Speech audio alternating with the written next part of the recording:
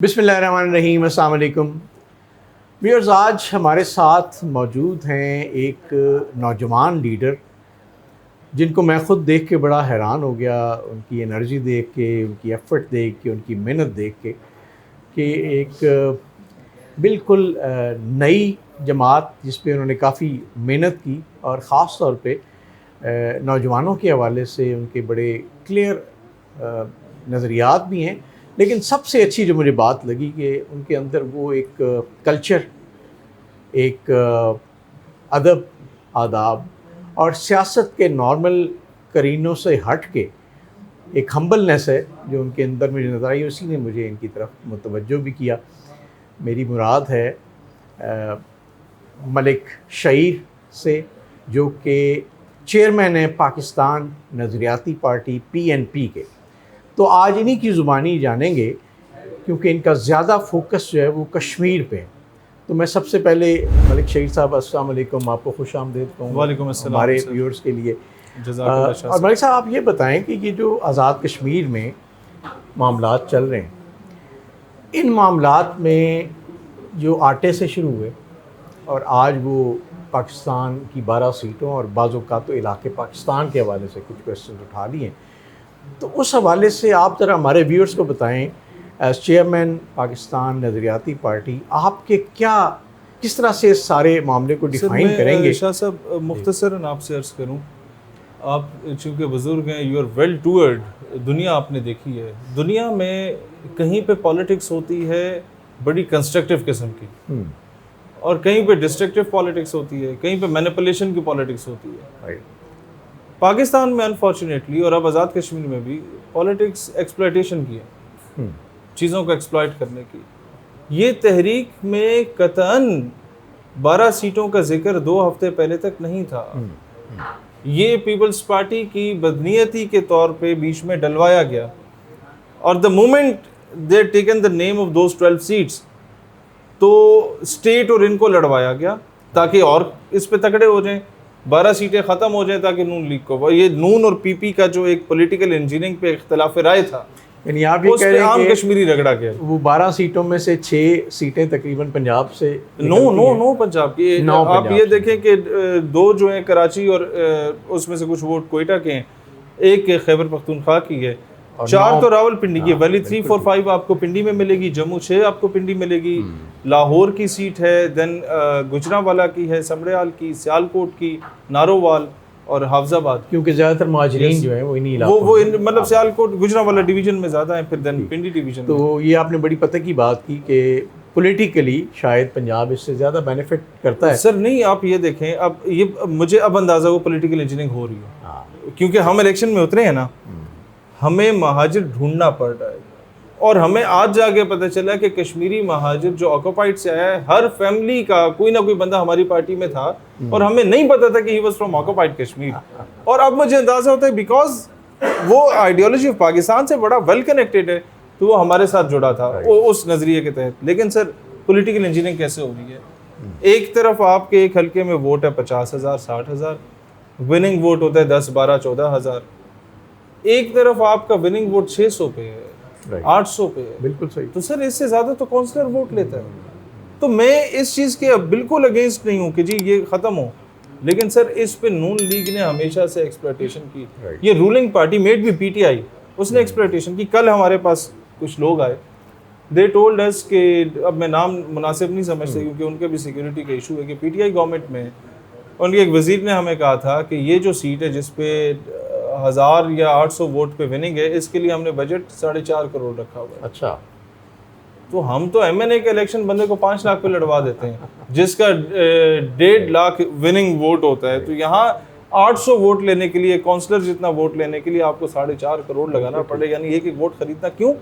क्योंकि 1 वोट आपका पड़ा हुआ है पिंडी में, 4 वोट अटक में पड़े हुए हैं, 20 वोट कहूटे में पड़े हुए हैं, अच्छा 86 वोट आपके मरी में पड़े हुए हैं, फिर आपके बर्मा टाउन में जनाब कोई 100 वोट पड़ा हुआ है, फिर राजा बाजार में 50 वोट पड़ा हुआ है। यू स्कैटर्ड है। आपका कैंडिडेट जिंदगी में एक ही बार उनके पास जाएगा वोट मांगने, और मैनेज कर लेगा उस खानदान के खड़पाएं, क्योंकि यार ये पैसे इस तरीके से कर लो, ये तुम्हारा काम जाने।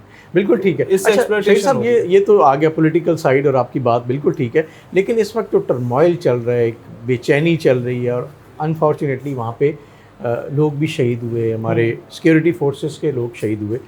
और ये भी जहन में रखिएगा कि पॉलिटिकल टर्मोइल के अंदर जब शहादतें होती हैं, जब खुदा न खास्ता लाशें गिरती हैं, तो वो सारा इल्ज़ाम भी उन लोगों पे आता है जो पॉलिटिकल मूवर्स होते हैं। जैसे अभी आपने महारंग बलोच के हवाले से देखा, तो उस हवाले से भी आपने देखा होगा। तो क्या ये एहसास वहाँ पे जो तहरीक चला रहे हैं उनके अंदर नहीं है कि अगर ये तहरीकें खुदा न खास्ता अगर किसी गलत डायरेक्शन में चली जाती हैं, लॉ एंड ऑर्डर के मसाइल पैदा होते हैं, तो उससे इंसानी जानें भी ख़तरे में पड़ती हैं, और फिर उसके बाद उसके जो साइड इफ़ेक्ट्स हैं, आफ्टर इफ़ेक्ट्स हैं, वो बड़े संगीन भी हो सकते हैं। सर असल में इशू ये कि इसको कोई एक शख्स लीड कर नहीं रहा, एक कमेटी है, और जिस जगह पे एक बंदे के हाथ में चौधराहट ना हो तो वो भी नुकसानदेह है। राइट। घर का एक चौधरी नहीं होता ना, अब्बा जी के साथ अम्मा भी अगर कहती है नहीं मैं भी चौधरी हूँ, तो फसाद ही होता है। तो इशू एक है, पॉलिटिकल इशू है, क्योंकि जो यंगस्टर्स निकले थे वो they were very much sincere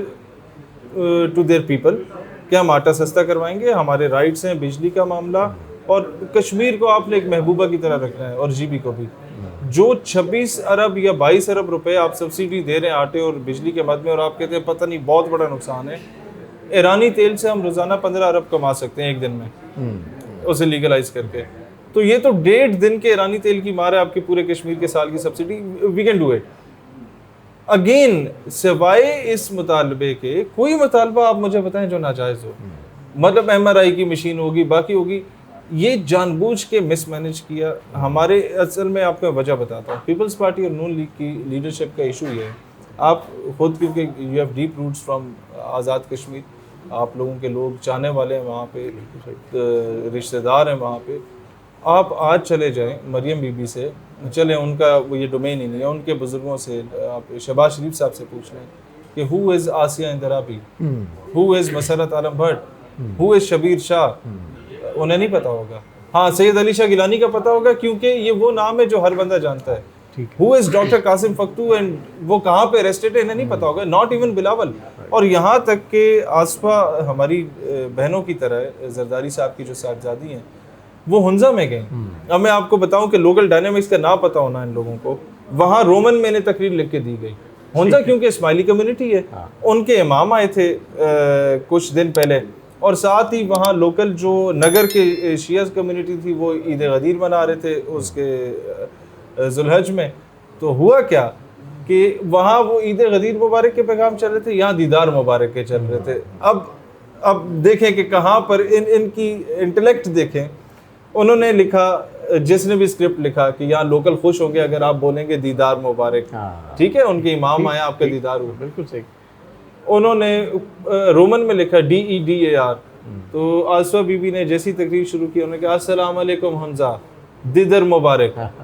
अब वो दीदर उस बेचारी को खुद भी नहीं पता व्हाट इज दीदर। नहीं, आपकी बात, किसी ने कान में बोला कि दीदार मुबारक, तो उसने कहा हाँ जी ईद दीदार मुबारक, वो भी मिक्स कर दिया और ये भी, नगर भी खुश, हुंजा भी। आप भी पॉलिटिशियन हैं और पॉलिटिक्स शायद इन्हीं चीज़ों का नाम है। नहीं सर, लोकल डायनामिक्स ही ना पता।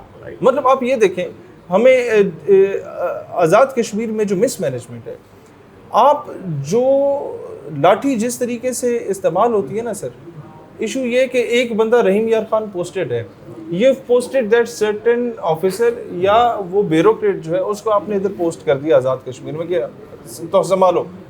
अब उसने देखा होगा कि नवाब अपने मज़ारे को कैसे संभालता है, ठीक। अब उसने वही डंडा इधर चलाने की कोशिश की। This is Kashmir. Kashmir has different dynamics, Balochistan has different dynamics, they deserves respect. प्यार से उनसे जो कुछ मनवा लो, ठीक, बिल्कुल नहीं, इस छोटे से नहीं मनवा, बिल्कुल सही। अच्छा ये साहब ये बताएं, अब ज़ाहिर है हमारा एक ऐसा पहलू भी है जिसको हम कभी नज़रअंदाज नहीं कर सकते, और वो ये है कि जहाँ भी थोड़ी बदअमनी होती है या मासेस सड़कों पे होते हैं, तो आपका एक बड़ा कहते हैं ना घटिया किस्म का दुश्मन है, जिसे हम इंडिया भी कहते हैं। yes, yes. और इसमें कोई शक नहीं है कि वो इन चीज़ों से फ़ायदा उठाते हैं, yes. चाहे वो बलूचिस्तान है, हाँ. चाहे वो खैबर पख्तूनख्वा है, या अभी ये कश्मीर के मामलात हैं, तो इसमें तो कोई शक नहीं है कि वहाँ से फ़ायदा उठाए। तो आप क्या समझते हैं कि कहीं कोई ऐसी कुव्वतें भी इसके पीछे कारफरमा हो सकती हैं जो आम पब्लिक को मिसलीड कर सकती हैं सर? और इस मसले को का सलूशन अगर आप कहना बताना चाहें तो वो क्या होना सर चाहिए? दो इस सवाल के दो पहलू हैं। एक तो हिंदुस्तान दुश्मन है, एक हमारे बेवकूफ़ दोस्त भी हैं, और उनमें से अक्सरियत जो ओवरसीज़ बैठे पीटीआई के साथी हैं, वो इस सारे एहतजाजों में गए 12 सीटों के ख़िलाफ़, और 12 की 12 महाजिर सीटों में पीटीआई अपना बंदा खड़ा कर रही है। मतलब उसे पता चले कि कोई तहरीक निकली है जिससे फसाद पैदा होगा, लड़ाई होगी, दंगा होगा, उन्होंने अपना झंडा गाड़ना है। सही। और this is why Imran Khan is in jail. They are not sincere with Imran Khan. PTI के इलेक्टेड बंदे इस वक्त एमएनए, एमपीए, सेनेटर्स चारों सूबों के मिला के कोई 250-300 बंदे हैं सर, और आप उन 300 में से 3 को भी नहीं देखते जो खान के लिए मौजूद हों।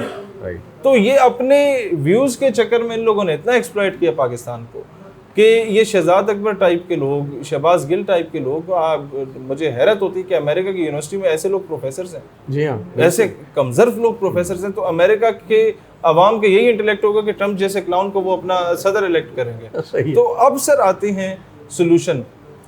आप जंगे करते हैं अमेरिका ईरान की, क्या होता है? मुज़ाकरात ही होता है। तो जो मुज़ाकरात किसी ग्रैंड ऑपरेशन के बाद होने वो पहले क्यों नहीं हो जाते? मैं अपने वहाँ बैठे मुजाहिरीन से भी, और क्योंकि उनको जितने लोग लीड कर रहे हैं हमसे 2 साल बड़े या 2 साल छोटे हैं, दौरे तालिब इल्मी में हम इकट्ठे ही यूनिवर्सिटी में कहीं ना कहीं रहे होंगे, मैं उनको भी और स्टेट को भी एक बात कहना चाहता हूँ कि औरों से कहा तुमने, औरों से सुना तुमने, कुछ हमसे कहा होता, कुछ हमसे सुना होता।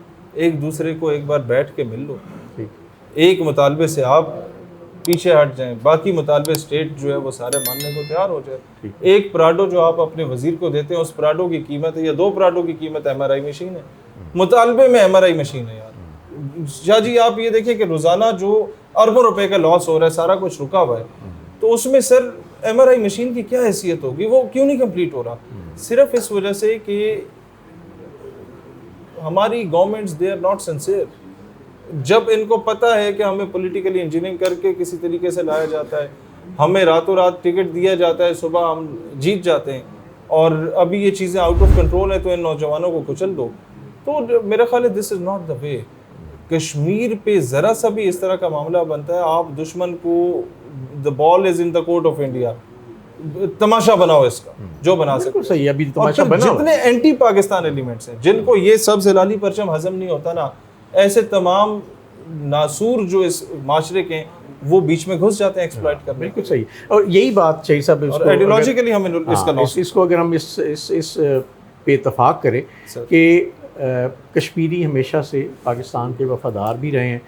कश्मीरी वो वाहिद कौम है जिसने 70 साल से ज़्यादा जो आज़ादी की चिंगारी हिंदुस्तान के ख़िलाफ़ है उसको ज़िंदा भी रखा है। बड़ी कम कौम है, फ़लस्तीन के अलावा शायद ही कोई और मिसाल हो जिसमें इतनी लंबी आज़ादी की तहरीक चली हो, तो वो मुहिब वतन भी हैं। लेकिन साथ साथ हमें इसका भी ख्याल रखना है कि कहीं कोई नादान दोस्त कह लें या दुश्मन का कोई ऐसा हरबा कह लें कि खुदा न खास्ता हम अपने नफरतें ना हो, दरमियान नफरतें ना फैलाएं, आइडियोलॉजी में कोई नुकसान एग्जैक्टली। और दूसरा लॉ एंड ऑर्डर को अपने हाथ में लेना कहीं भी कोई मेरा ख्याल है जस्टिफाइड मुनासिब नहीं होता। बिल्कुल तो दोनों तरफ खास तौर पे एहतियात होनी चाहिए कि लॉ एंड ऑर्डर की सिचुएशन ना बने जिससे दुश्मन फ़ायदा उठाए, और फिर कल उन्हें, जैसे अब इंडियन चैनल पे, मैं तो सीधी से मेरा फार्मूला है कि अगर कोई चीज़ इंडियन चैनल पे एक्सप्लॉइट हो रही है तो उसका मतलब ये है कि हमें मोहतात रहना चाहिए, और चाहे वो मुजाहिरीन हैं, चाहे इसको हैंडल करने वाले लोग हैं, कहीं भी दुश्मन को ऐसा मौका ना दें कि वो हमारे कौमी इत्तेहाद को पारा पारा करे। और ये वक्त मेरा ख्याल है मलिक साहब आप भी एग्री करेंगे,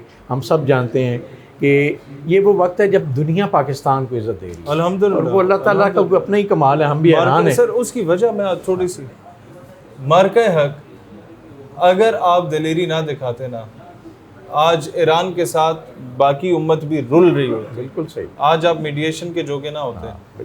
तो वो अल्लाह के, वो इकबाल ने कहा था ना कि ये एक सजदा जिसे तू गिरा समझता है, 1000 सजदों से देता है आदमी को निजात। हमने अल्लाह के आगे झुके तवक्कुल किया और अपने से 7 गुना बड़े दुश्मन को शिकस्त दी, आज अल्लाह इज्जत दे अल्हम्दुलिल्लाह। तो ये डट के रहना, ये बहुत खूबसूरत बात आपने की, और मैं इसी को यही कंक्लूड करूँगा। शहीद भाई ने बड़ी खूबसूरत बात की कि जब अल्लाह पूरी दुनिया में इज़्ज़त दे रहा है तो हमें भी अल्लाह का शुक्र अदा करना चाहिए। अपने जो मामलात हैं अपनों के हैं उनसे ज़रूर बात करें, लेकिन कोई ऐसी चीज़ें हैं जो लीगली शायद करेक्ट ना हो हो सकता है स्टेट को कुछ ऐसी चीज़ें पता हों, मामलात कुछ इस तरह के हों जो आम आदमी की समझ में ना आए, तो इसलिए अपने जायज़ मुतालबात ज़रूर करें। लेकिन अगर ज़िद करके मुतालबा माना भी जाए ना, जितने कल एक वो कहते हैं ना, बच्चे को अगर वो रो के उसने दूध मांगना है और आपने रोने के बाद उसकी ज़िद पूरी कर देनी है, तो उसने सारी ज़िंदगी समझ लेना है कि भाई मुझे रोने के बाद ही मिलेगा। तो हमें भी ये समझना है कि अगर कोई बच्चा थोड़ी देर के लिए रो के अपनी ज़िद पूरी करा रहा है और हम पूरी कर देते हैं, तो उसको भी आदत पड़ जाएगी। तो स्टेट भी शायद इसी वजह से ये हाँ मेरे लिए एग्जांपल इस्तेमाल हो जाए पंजाबी के लिए, वो तो आपने रखना ही लाड प्यार से, देयर बाय चॉइस पाकिस्तानी। चलिए हम अल्लाह ताला हमें इसकी तौफीक दे कि ये मामला सुलझें और कोई दुनिया को जग हसाई का मौका ना मिले, क्योंकि इस वक्त हमारा दुश्मन वो इस मौके की तलाश में है कि जो इंडिया की सुबकी हुई है वो किस तरह से हटे और किस तरह से पाकिस्तान को इज़्ज़त मिली है उसको ख़राब किया जाए। इस दुआ के साथ कि अल्लाह ताला हम सबको अपने हिफ्ज़ व अमान में रखे। आपसे इजाज़त चाहेंगे और आपसे रिक्वेस्ट ये, इस यूट्यूब चैनल को आपने व्लॉग ख़त्म करने से पहले ज़रूर सब्सक्राइब करना है, बेल आइकॉन को प्रेस करना है। आपका बहुत शुक्रिया।